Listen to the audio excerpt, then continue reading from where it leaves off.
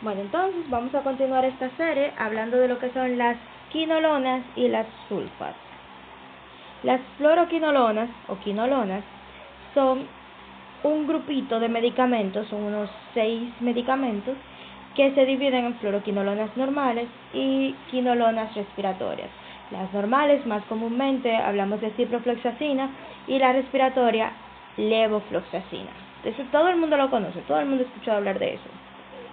El mecanismo de acción es que inhibe las topoisomerasas, que son parte de lo que es la síntesis de ADN. Tenemos la número 2, que es también conocida como ADN girasa, y la número 4. Y estas ayudan en lo que es las procariontas, en las células procariontas. Entonces, ¿para qué se usan? Para tratar infecciones urinarias y gastrointestinales, sobre todo de bacilos gram negativos. Por ejemplo, tenemos ahí la E. coli. Algunos gram positivos y son muy buenos para lo que es la otitis externa, pero casi siempre te lo van a ver infección urinaria y cosas así.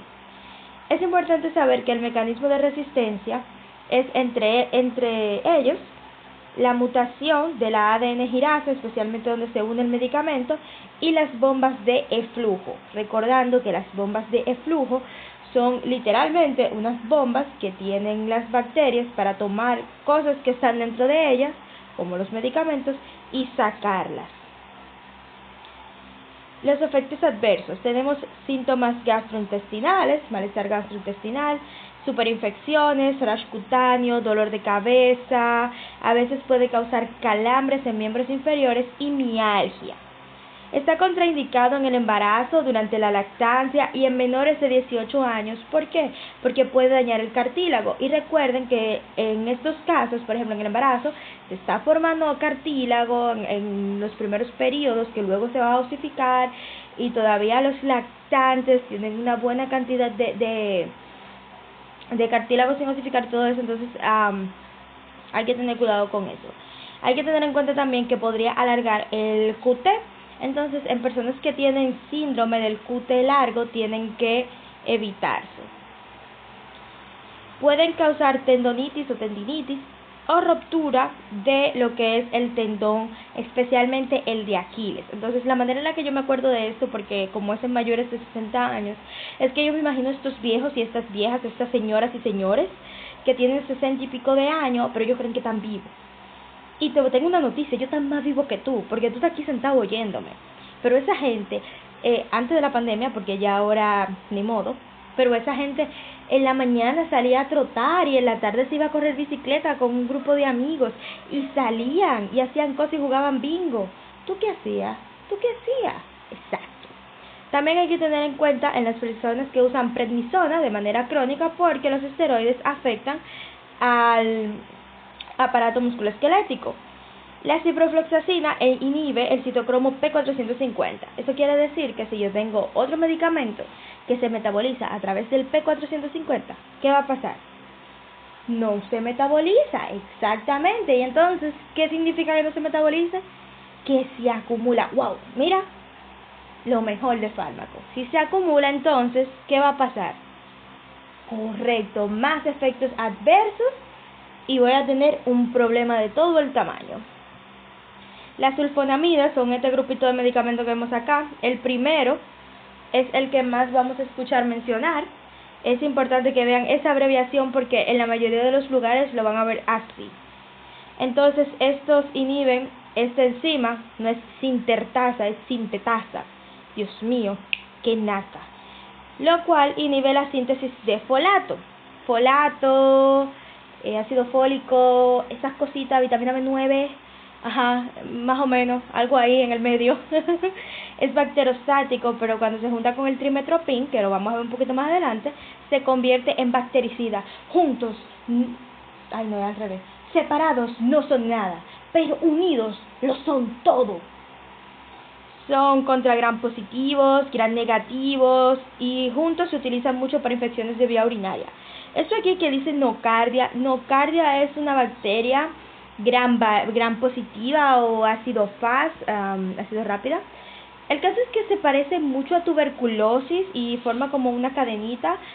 Y esa cosa que parece tuberculosis da todos los signos y síntomas de tuberculosis, pero cuando tú le haces una prueba de tuberculina sale negativa. Esos medicamentos pueden causar hipersensibilidad, hemólisis en pacientes que tienen deficiencia de glucosa 6-fosfato deshidrogenasa. Los pacientes que tienen esta enfermedad son gente normalmente afroamericanos, o sea, gente negra, que ellos están muy nice y bien de la vida y de repente tienen una infección o toman ciertos medicamentos o tienen algún tipo de estrés que empieza a causar la hemólisis de los glóbulos rojos y por lo tanto se presenta con debilidad, fatiga y se presenta obviamente con su ictericia, que es la coloración amarillenta de la esclera y de las mucosas. Son nefrotóxicos, causan fotosensibilidad, causan síndrome de Stevens-Johnson, kernicterus, que esto es muy importante. ¿Por qué? Porque sobre todo se ven niños, este asunto del kernicterus, en prematuros, en bebés, cosita chiquita. Lo que pasa es que nosotros tenemos dos tipos de bilirrubina, la directa y la indirecta.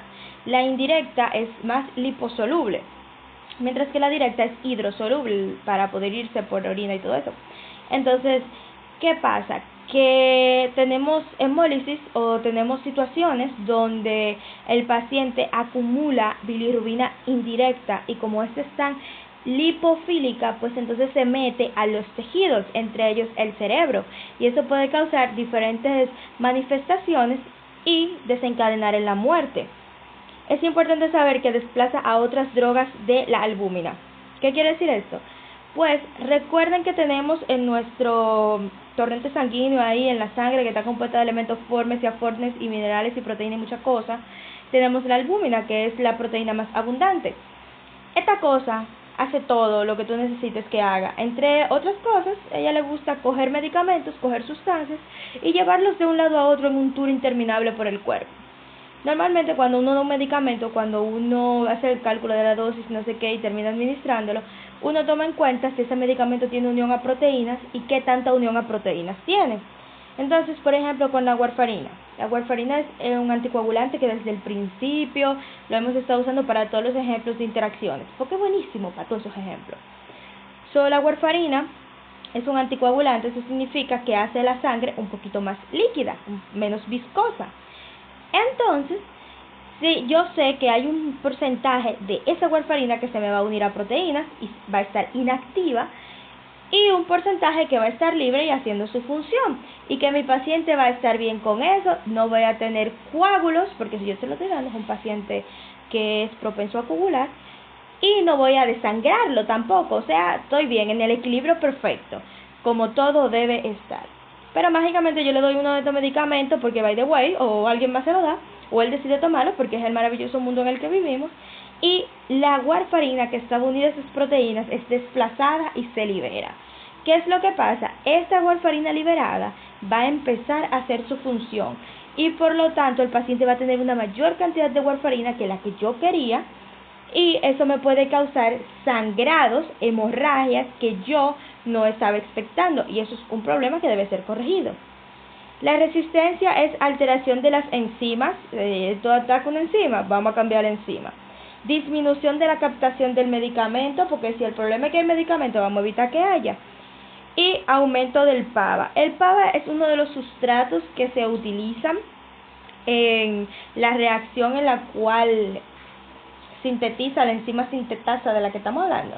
Entonces, la idea es como, ok, hay más, vamos a ver si así podemos conseguir una enzima que esté funcionando, que nos pueda ayudar a hacer más de lo que necesitamos. Trimetoprim, este es el que se junta con los otros.